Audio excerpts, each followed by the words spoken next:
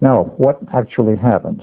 I told you what happened on the outside, and in that period of time, as noted by people watching the elders disappear and reappear, and then I gave my testimony. Now, what was my testimony? At this point, it gets perhaps a little bizarre to the ideas of some people, but it needs to go into the record. On the inside of the ship, where Duncan and I were running the equipment for this test on 12 August 43, on command, we turned everything on. Everything seemed to be working, functioning in a totally normal manner, and we didn't notice anything unusual for about 30 seconds. Then things started to happen. At that point, we've got a very strange phenomenon appear in the control room, which appeared like high voltage arc over some equipment. There was no high voltage equipment in that compartment, therefore it was all the more strange to us, because while it resembled high voltage arc overs, there was no high voltage equipment. It was in multiple colors too, by the way, which would follow some types of high voltage discharge. And we tried to get someone on the radio. The radio had nothing but static on it, so we didn't know at that point what to do. We had no one on the outside to give us instructions, so we were on our own. And of course, we had been instructed.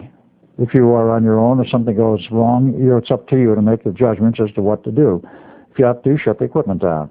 So that's what we attempted to do. We found that the main control handles for the AC power coming out of the very large 8 megawatt alternator, diesel electric, we could not budge them. They were frozen in place.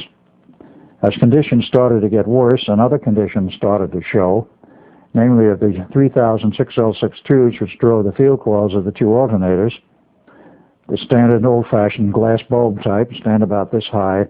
The smaller ones have been built since, but they were about that high. I'm sure anyone who knows any of the electronics around the beginning years, the 30s, 40s, and the beginning years after the war, knows what a glass envelope 6L6 looks like. They get rather hot. They have a very pleasant glow to them from the heater or the filament inside the cathode. But with 3,000 of them, you generate quite a bit of light and quite a lot of heat. That was one of the problems keeping that compartment cool. But they started to glow in a very strange manner, and they started to waver. Instead of it being a constant level of illumination, which is to be expected, they got brighter, and then they got weaker, and they were doing a fluctuation type of thing in terms of the illumination level. We considered this as very abnormal, because we've never seen a phenomenon like this before, and the amount of power involved with 3,000 of these in terms of heater power was quite sizable. And with the high voltage arc over and the inability to shut the equipment off, we decided it was time to get out of there.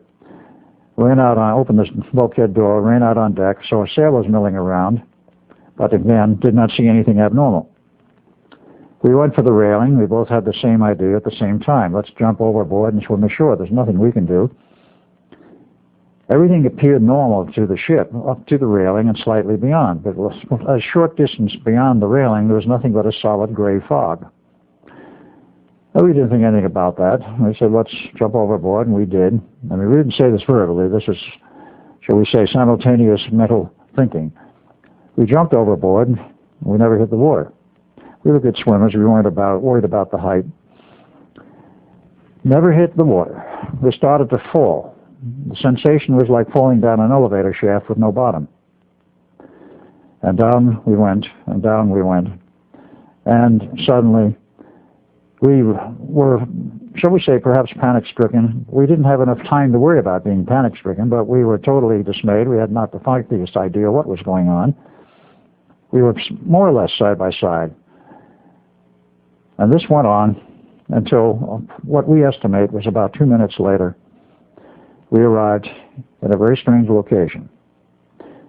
At night, standing upright, next to a chain link fence. And it was dark, and we didn't know where we were. But we knew it was a military base in all likelihood, because the chain link fence was of a military design. At that point, very suddenly, a very bright spotlight beamed down on us, illuminated us very brightly. And we wondered what that was. Well, we knew what searchlights were, but it was on a helicopter, and helicopters were unknown to us because in 1943 there were very few. They were experimental. But as it turned out, this was a production-type helicopter, as we learned later. But MPs came out of someplace and grabbed us and took us to a building. In the building, on an elevator,